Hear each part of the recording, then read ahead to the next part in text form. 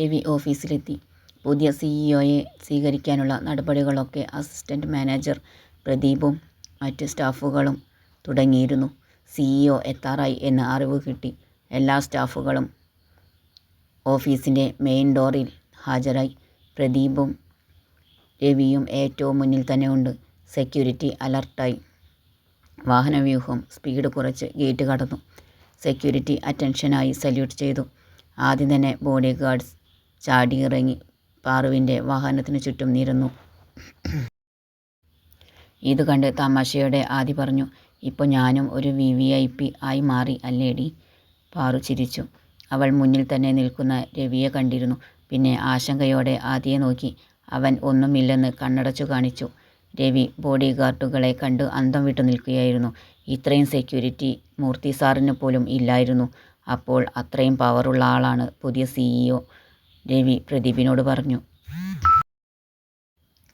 Lady guard ഇറങ്ങി പാറുവിന് ഇറങ്ങാൻ door തുറന്നു പിടിച്ചു. ആദ്യം ഇറങ്ങി.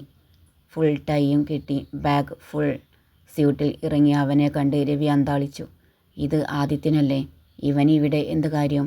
രവി ചിന്തിച്ചു. ആദി ഒരു സൈഡിലേക്ക് മാറി നിന്നു. പിന്നീട് പാറു ഇറങ്ങി. ഫുൾ ലേഡി സ്യൂട്ടിൽ അടിപൊളി ലുക്കിൽ ലാപ്ടോപ്പുമായി. ലേഡി ഗാർഡ് ലാപ്ടോപ്പ് വാങ്ങി പിടിച്ചു. പാറു ഇറങ്ങി ഡ്രസ്സ് ശരിയാക്കി ഓഫീസിൻ്റെ നേർക്ക് തിരിഞ്ഞു. അവളെ കണ്ടു രവി തരിച്ചു നിന്നു. ആദി പാറുവിനെയും കൂട്ടി രവിയുടെ നേർക്ക് നടന്നു. തൊട്ടു പിന്നാലെ ബോഡി ഗാർഡ്സും. അസിസ്റ്റന്റ് മാനേജർ പ്രദീപ് രവിയെ തട്ടി വിളിച്ചു. സാർ, സിഇഒ വെൽക്കം ചെയ്യൂ. അപ്പോഴാണ് രവിക്ക് ബോധം വന്നത്. രവി യാന്ത്രികമായി ബൊക്കെ പാറുവിൻ്റെ നേർക്ക് നീട്ടിപ്പിടിച്ചു. ആദിത്യൻ അത് വാങ്ങി ബോഡി ഗാർഡിന് കൊടുത്തു. രവി ഒന്നും മിണ്ടാതെ നിൽക്കുന്നത് കണ്ട് പ്രദീപ് അവളെ വെൽക്കം ചെയ്തു. മാഡം, നമ്മുടെ മലപ്പുറം ബ്രാഞ്ചിലേക്ക് സ്വാഗതം. അവൾ ടെൻഷൻ ഉണ്ടെങ്കിലും അത് പുറത്തു കാണിക്കാതെ ചിരിച്ചുകൊണ്ട് കൈകൂപ്പി. പ്രദീപും മറ്റ് സ്റ്റാഫുകളും അവൾക്ക് വഴിയൊഴിഞ്ഞു കൊടുത്തു. പാറുവും പിന്നാലെ ആദിയും അവർക്ക് പിന്നാലെ ഗാർഡുകളും ഓഫീസിനുള്ളിലേക്ക് കയറി. നേരെ കോൺഫറൻസ് ഹാൾ. എല്ലാവരും ഇരുന്നു. രവിയെയും കൊണ്ട് പ്രദീപ് അവിടേക്കെത്തി. രവി പാറുവിന് സ്വാഗതം ആശംസിക്കാൻ എഴുന്നേറ്റു. പുതിയ സിഇഒയെ പുകഴ്ത്തി സംസാരിക്കാൻ വെച്ച വാക്കുകളൊക്കെ രവി മറന്നിരുന്നു. എല്ലാവർക്കും നല്ലൊരു ദിവസം ആശംസിക്കുന്നു. നമ്മുടെ ഓഫീസിലേക്ക് ആദ്യമായി വന്ന പുതിയ സിഇഒ മിസ്സിസ് സൗപർണികയെ സംസാരിക്കാൻ വേണ്ടി ക്ഷണിക്കുന്നു. രവി എങ്ങനെയൊക്കെയോ പറഞ്ഞൊപ്പിച്ചു. രവിക്ക് വളരെ സന്തോഷം തോന്നി. തൻ്റെ ഭാര്യയാണല്ലോ പുതിയ സിഇഒ. ഇനി ഞാനിവിടെ ഒരു വിലസും. രവി ഒന്ന് ഞെളിഞ്ഞിരുന്നു. പാറു സംസാരിക്കാൻ വേണ്ടി എഴുന്നേറ്റു. Good morning everybody. എല്ലാവർക്കും നമസ്കാരം. അവൾ കൈകൂപ്പി. ഞാൻ മൂർത്തി സാറിൻ്റെ മകളാണ്. ഇപ്പോൾ ഞാൻ ഈ കമ്പനിയുടെ പുതിയ സിഇഒ ആയി ചാർജ് എടുത്ത വിവരം സന്തോഷപൂർവ്വം അറിയിക്കുന്നു.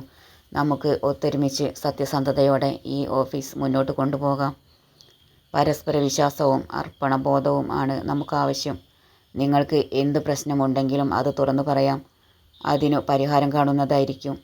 ലീവ് വേണമെങ്കിൽ അത് മുൻകൂട്ടി പറയണം. ഇവിടെ പ്രധാനപ്പെട്ട സ്ഥാനത്ത് ഇരിക്കുന്നവരൊക്കെ എന്നെ വന്നു കാണണം. ഞാൻ ഉച്ചവരെ ഇവിടെ ഉണ്ടാകും. പിന്നെ എനിക്ക് പറയാനുള്ളത്, എന്നെ സ്വാഗതം ചെയ്തു മിസ്റ്റർ രവീന്ദ്രൻ സംസാരിച്ചതിൽ ഒരു തെറ്റുണ്ട്. ഞാൻ മിസ്സിസ് അല്ല, മിസ് സൗപർണികയാണ്. എല്ലാവരും പകച്ചു രവിയെ നോക്കി. ആ തെറ്റ് കാരണം രവിയുടെ ജോലി പോകുമോ? രവി ആദിയെയും പാറുവിനെയും മാറി മാറി നോക്കി. ആദിയെ കാണുന്തോറും രവിക്ക് ദേഷ്യം വരുന്നുണ്ടായിരുന്നു. ആദിക്ക് തിരിച്ചും. രവി എന്തടിസ്ഥാനത്തിലാണ് പാറുവിനെ മിസ്സിസ് എന്ന് വിളിച്ചതെന്ന് ആദിക്ക് മനസ്സിലായിരുന്നു. പാറു തുടർന്നു. എൻ്റെ വിവാഹം കഴിഞ്ഞു എന്ന് ആര് പറഞ്ഞു താങ്കളോട്? ഞാൻ നിർത്തുന്നു. എല്ലാവർക്കും ഒരിക്കൽ കൂടി നമസ്കാരം. ആദി ഇടയ്ക്കിടെ പാറുവിനെ ശ്രദ്ധിക്കുന്നുണ്ടായിരുന്നു. അവൾക്ക് പക്ഷേ കൂസലൊന്നുമില്ല. പിന്നീട് രവിയെ അവൾ ശ്രദ്ധിച്ചതേയില്ല. ഓഫീസിലെ പിടക്കോഴികളുടെ കണ്ണുകൾ മുഴുവൻ ബ്ലാക്ക് ഫുൾ സ്യൂട്ടിൽ അതിസുന്ദരനായ ദൃഢഗാത്രനായ ആദിയിൽ തന്നെയായിരുന്നു. അവൻ്റെ ശ്രദ്ധ ആകർഷിക്കാൻ അവർ ഓരോന്ന് കാണിച്ചു കൊണ്ടിരുന്നു. പക്ഷേ ആദിയുടെ മുഴുവൻ ശ്രദ്ധയും രവിയിൽ തന്നെയായിരുന്നു. രവിയുടെ ശ്രദ്ധ മുഴുവൻ എക്സിക്യൂട്ടീവ് ലുക്കിൽ നിൽക്കുന്ന പാറുവിലും. അവളുടെ കോസ്റ്റ്യൂമും ഐശ്വര്യമാർന്ന മുഖവും കേൾക്കാൻ ഇമ്പമുള്ള സ്വരവും വെണ്ണക്കല്ലിൽ കൊത്തിയെടുത്തതുപോലെയുള്ള രൂപവും കുലീനതയുള്ള ബോഡി ലാംഗ്വേജും രവിയെ വല്ലാതെ ആകർഷിച്ചു. ആ സമയം രവി ഗീതയെ പാടെ മറന്നിരുന്നു. താൻ കാണാൻ കൊതിച്ചവൾ ഇതാ തൻ്റെ കൺമുന്നിൽ, അതും വലിയൊരു ബിസിനസ് സാമ്രാജ്യത്തിൻ്റെ തലപ്പത്ത്. അവളെ താൻ നേടിയെടുത്താൽ ബോഡിഗാർഡുകളുടെ അകമ്പടിയോടെ രാജയോഗത്തിൽ തനിക്കും ഈ ലോകത്ത് സഞ്ചരിക്കാം. അവന് സന്തോഷം അടക്കാൻ കഴിഞ്ഞില്ല. പിടക്കോഴികളുടെ കാട്ടിക്കൂട്ടൽ എല്ലാം പാറു കാണുന്നുണ്ടായിരുന്നു. അവൾക്ക് തമാശ തോന്നി. അവൾ ഒരു നിമിഷം ആദിയെ നോക്കി. രവിയെ തന്നെ ശ്രദ്ധിച്ചു നിൽക്കുകയായിരുന്നു അവൻ. രവി മീറ്റിംഗ് പിരിച്ചുവിട്ടതായി അറിയിച്ചു. എല്ലാവരും അവരവരുടെ സെക്ഷനിലേക്ക് കയറിപ്പോയി. ആദിയും പാറുവും രവിയും ബോഡിഗാർഡ്സ് മാത്രമായി അവിടെ. പാറു പുറത്തേക്ക് ഇറങ്ങാൻ തുടങ്ങുമ്പോൾ രവി അവളെ വിളിച്ചുകൊണ്ട് അവളുടെ അടുത്തേക്ക് വന്നു. പാറു. ആ നിമിഷം ബോഡിഗാർഡുകളുടെ ശ്രദ്ധ രവിയിലേക്കായി. പാറു, നീയാണ് CEO എന്ന് ഞാൻ സ്വപ്നത്തിൽ പോലും വിചാരിച്ചില്ല. നിന്നെ മൂർത്തി സാർ മകളായി ദത്തെടുത്ത കാര്യമൊക്കെ TV-യിലൂടെ ഞാൻ അറിഞ്ഞിരുന്നു. പക്ഷേ ഇത് എനിക്ക് വിശ്വസിക്കാൻ കഴിയുന്നില്ല. രവി ഒന്നുകൂടി പാറുവിൻ്റെ അടുത്തേക്ക് നീങ്ങി നിന്നു. ആ നിമിഷം ആദി രവിയുടെ കോളറിൽ പിടിച്ചു പിന്നോട്ട് വലിച്ചു. Call her madam and keep the distance. Okay, Aadi പല്ലു കടിച്ചുകൊണ്ട് പറഞ്ഞു. രവി കുതറി മാറാൻ ശ്രമിച്ചുവെങ്കിലും കഴിഞ്ഞില്ല. പെട്ടെന്ന് രവി തൻ്റെ വലതു കൈമുട്ട് കൊണ്ട് ഊക്കോടെ പിന്നിലേക്ക് ഇടിച്ചു. ആദിയുടെ വയറിനു കുറച്ചു മുകളിലായാണ് ഓർക്കാപ്പുറത്ത് ഇടി കിട്ടിയത്. അവന് നന്നായി വേദനിച്ചിരുന്നു. അതു കണ്ട് പാറു ഞെട്ടിപ്പോയി. ആ സ്പോട്ടിൽ തന്നെ ബോഡിഗാർഡ്സ് രവിയെ കൈകാര്യം ചെയ്തു. രവിയെ പിടിച്ച് പുറത്താക്കാൻ നോക്കിയെങ്കിലും പാറു വേണ്ടെന്ന് പറഞ്ഞു. ഇവിടത്തെ മാനേജറാണ്, ഒരു പ്രാവശ്യം ക്ഷമിക്കാം, അവൾ പറഞ്ഞു. പാറു ആദിയെയും കൂട്ടി CEO എന്നെഴുതിയ ക്യാബിനിലേക്ക് നടന്നു. അതിനോട് ചേർന്നു അത്യാവശ്യം വലിയ ഒരു പ്രൈവറ്റ് റൂം കൂടിയുണ്ട്. പാറു ആദിയെ അങ്ങോട്ട് കൊണ്ടുപോയി. അയാളിടിച്ചിട്ട് എന്തെങ്കിലും പറ്റിയോ? പാറു ചോദിച്ചു. ചെറിയൊരു വേദന, ആദി കണ്ണ് ചിമ്മിക്കൊണ്ട് പറഞ്ഞു. പാറു സൈഡിലെ മേശ വലിപ്പ് തുറന്നു നോക്കി. അതിൽ ഫസ്റ്റ് എയ്ഡ് ബോക്സ് ഉണ്ടായിരുന്നു. അവൾ അത് ആദിക്ക് എടുത്തു കൊടുത്തു. പിന്നെ ക്യാബിനിലേക്ക് ഇറങ്ങി ഡോർ ചാരി. ലേഡി ഗാർഡ് ഉണ്ടായിരുന്നു അവിടെ. മാഡം, സാറിന് എന്തെങ്കിലും പറ്റിയോ? ഇല്ല, ചെറിയൊരു വേദന, അവൾ പറഞ്ഞു. അവൾ തൻ്റെ റിവോൾവിംഗ് ചെയറിൽ പോയിരുന്നു. ആദി തൻ്റെ കോട്ട് ഊരിയിട്ട് ഷർട്ടിൻ്റെ ബട്ടൺ വിടർത്തി നോക്കി. ഇടി കിട്ടിയ ഭാഗം ചുവന്നിരിക്കുന്നു, ചോര കല്ലിച്ചതുപോലെ. വെളുത്ത ശരീരമായതിനാൽ അത് എടുത്തു കാണിച്ചു. ആദി അവിടെ അമർത്തി തിരുമ്മി പലവട്ടം. രവി, ഇതിന് നീ അനുഭവിക്കും, ഞാൻ അനുഭവിപ്പിക്കും, അവൻ മനസ്സിൽ കുറിച്ചിട്ടു. ആദി ഷർട്ടിൻ്റെ ബട്ടൺ ഇട്ട് ടൈ ശരിയാക്കി കോട്ടും കയ്യിൽ പിടിച്ച് ക്യാബിനിലേക്ക് ഇറങ്ങി. അത് കണ്ട് ലേഡി ഗാർഡ് പുറത്തിറങ്ങി ഡോർ അടച്ചു. പാറു ഫയലിൽ നിന്ന് മുഖം ഉയർത്തി നോക്കി. ആദിയെ കണ്ടതും ഫയൽ മടക്കി വെച്ചു എഴുന്നേറ്റ് നിന്നു. ഇപ്പോൾ വേദനയുണ്ടോ? സാരമില്ല. ആദി അവിടെയുള്ള സെറ്റിലിരുന്നു ചുറ്റും നോക്കി. വലിയൊരു ക്യാബിൻ ആയിരുന്നു അത്. അസിസ്റ്റൻ്റ് മാനേജർ കൊണ്ടുവച്ച ഫയൽ ചിലതെല്ലാം അവൾ ക്ലിയർ ചെയ്തു. കോംപ്ലിക്കേറ്റഡ് ആയി തോന്നിയതെല്ലാം അവൾ മാറ്റിവെച്ചു. വീട്ടിലേക്ക് കൊണ്ടുപോകാൻ. എന്നാ നമുക്ക് വിട്ടാലോ? പാറു ചോദിച്ചു. ഫയലെല്ലാം നോക്കിയോ? അവൻ ചോദിച്ചു. കുറച്ച് ബാക്കി എടുത്തു വച്ചിട്ടുണ്ട്, കൊണ്ടുപോകാൻ.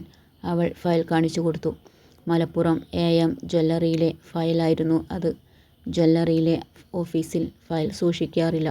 അതിനോട് തൊട്ടുകൊണ്ടാണ് ഈ ഓഫീസ് സ്ഥിതി ചെയ്യുന്നത്. ഇനി നേരെ വീട്ടിലേക്കാണോ? അവൻ ചോദിച്ചു. അല്ല, ജ്വല്ലറി ഒന്ന് സന്ദർശിക്കണം, അവിടെ കുറച്ച് കാര്യങ്ങളുണ്ട്, പിന്നെ നേരെ വീട്ടിലേക്ക്, അവൾ പറഞ്ഞു. ഓക്കെ, ആദി സമ്മതിച്ചു. ആദി ഫയലെടുത്തു. അവർ പുറത്തിറങ്ങി.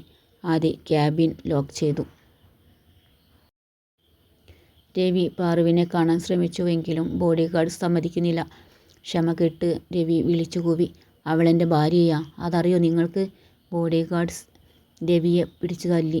മൈൻഡ് യുവർ വേർഡ്സ്, മേഡത്തെക്കുറിച്ച് അനാവശ്യം പറയരുത്. ഒരു ഗാർഡ് രവിയുടെ കരണത്തോന്ന് പൊട്ടിച്ചു. രവിയുടെ കണ്ണിൽ നിന്ന് പൊന്നീച്ച പറന്നു. അല്ല, സത്യമായും അവളെൻ്റെ ഭാര്യയാ. 4 മാസം മുമ്പായിരുന്നു ഞങ്ങളുടെ കല്യാണം, രവി പുലമ്പി. ഇത് കേട്ടുകൊണ്ടാണ് ആദിയും പാറുവും വരുന്നത്. തെളിവ് കാണിക്ക്, ആദി രവിയോട് പറഞ്ഞു. പാറു പകച്ചു ആദിയെ നോക്കി. ആദി അവളെ ചേർത്ത് പിടിച്ചു. അതു കണ്ട് രവിക്ക് കലി കയറി. എൻ്റെ ഭാര്യയെ തൊടുന്നോടാ. രവി ആദിയുടെ നേർക്ക് കുതിച്ചു. ആദി പാറുവിനെ പിന്നിൽ നിർത്തി രവിയെ പിന്നോട്ട് തള്ളി. രവിക്ക് ബാലൻസ് കിട്ടിയില്ല. അവൻ വീണുപോയി. ആദി തൻ്റെ ദേഷ്യം മുഴുവൻ രവിയുടെ മേൽ തീർത്തു. നേരത്തെ തനിക്ക് കിട്ടിയതിൻ്റെ പലിശയും അടക്കം. പാറു കരഞ്ഞുകൊണ്ട് ആദിയുടെ കയ്യിൽ പിടിച്ചു. വേണ്ട, നമുക്ക് പോകാം. ആദി രവിയെ രൂക്ഷമായി ഒന്ന് നോക്കിക്കൊണ്ട് പാറുവിനെയും കൂട്ടി മുന്നോട്ട് നടന്നു. ഓഫീസിലെ സ്റ്റാഫ് എല്ലാവരും ഇത് കാണുന്നുണ്ടായിരുന്നു. അവർക്കൊന്നും മനസ്സിലായില്ല. ആദി പാറുവിനെയും കൊണ്ട് കാറിൽ ചെന്ന് കയറി. വീട്ടിലേക്ക് അവൾ ഡ്രൈവറോട് പറഞ്ഞു. വാഹനവ്യൂഹം എറണാകുളത്തേക്ക് തിരിച്ചു. ഒന്നുമില്ലടി, കരയാതെ. അവന് കുറച്ച് ദിവസമായി ഞാൻ ഓങ്ങി വെച്ചതാ. ഇന്ന് കയ്യിൽ കിട്ടിയപ്പോൾ നിയന്ത്രണം വിട്ടുപോയി. ആദി അവളെ തന്നിലേക്ക് ചേർത്ത് പിടിച്ചു.